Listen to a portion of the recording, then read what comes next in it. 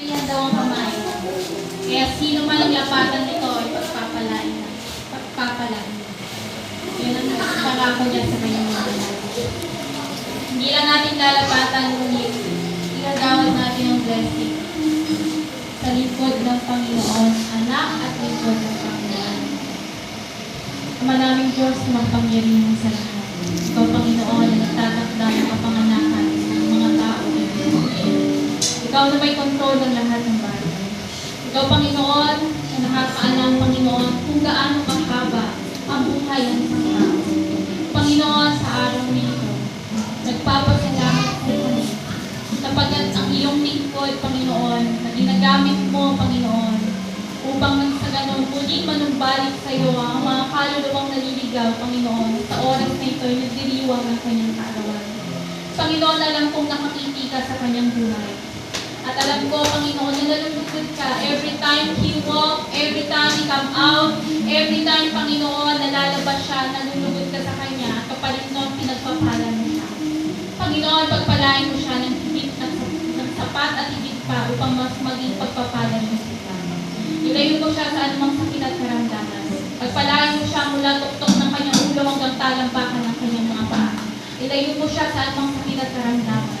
Pagpalain mo siya gayon din ang buo niyang sambahayan. Panginoon, ang kanyang asawa, patuloy mong gamitin ng kabiyak niya at katuwang niya, Panginoon, sa ministeryo sa iyo, Panginoon. Lord, patuloy mo siyang bigyan ng malakas na pangangatawan, malakas na isipan at malakas na pananampalataya, Panginoon. Salamat, Panginoon, dahil tinawag mo siya, Panginoon, sa gawain ito. Alam ko, Panginoon, hindi ka nagkakamali sa mga taong tinatawag mo. Ama, salamat sa iyo, Panginoon. Ang dalangin ko, bigyan mo siya ng katyagaan. Hindi madali ang ministeryo na binigay mo sa kanya. Ngunit ang pangako mo, sasamahan mo siya saan man siya pumunta. Panginoon, salamat po, pagpalain mo ang lalapatan ng kanyang mga kamay. Sa kanyang paghahanap buhay, Panginoon, pagmamaneho man.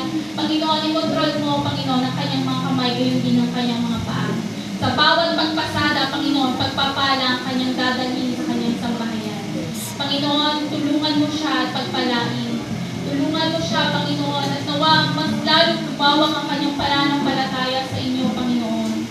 Nawa, Panginoon, patuloy na madala niya ang buong kongregasyon na ito, Panginoon, papunta sa inyo, patungo sa inyo, Panginoon. Patuloy niyang ituro ka, Panginoon, sa mga tao, Panginoon. Nagpapasalamat kami sa buhay niya. Siya ay isang pagpapala sa amin.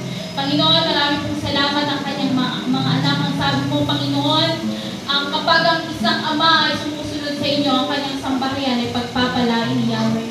Ang kanyang mga anak, Panginoon, makatapos nawa ng pag-aaral. At nawa, Panginoon, darating ang panahon, susunod sila sa yapak ng kanilang ama. Panginoon, marami pong salamat.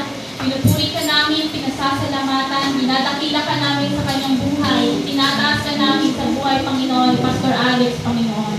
Tunay nga, Panginoon, na siya ay iyong lingkod. Siya ay lingkod ng Diyos, siya ay mahal ng Diyos, at siya ay anak ng Diyos. Salamat po, in Jesus' name. Amen.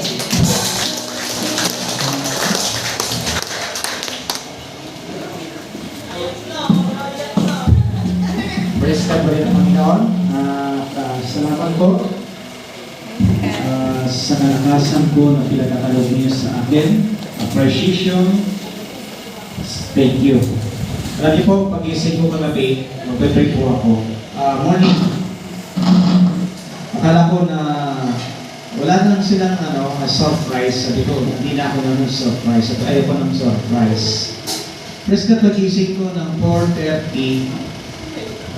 Hindi pa ako nakakapag-pray. Ang dami na nangangarana po dyan sa pintuan. So, ano nangyayari? Hindi na ng December ngayon. Yung gitarista ko, anak ko, sabi ko, bakit ang aga nagising nito? Naladala yung gitara, pababa. Yung isa naman, sabi ko, aga magising nito. Sabi ko, nangyayari dito. Maya-maya, nag-awitan na sila dyan.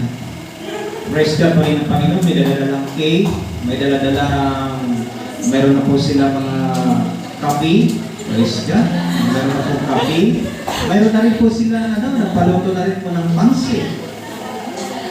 Kaya sa biyaya ng Diyos, alam niyo po, Tama po yung sinasabi po ni Nanay Ophelia, ang kalakasan ko minsan nagmumula rin sa inyo.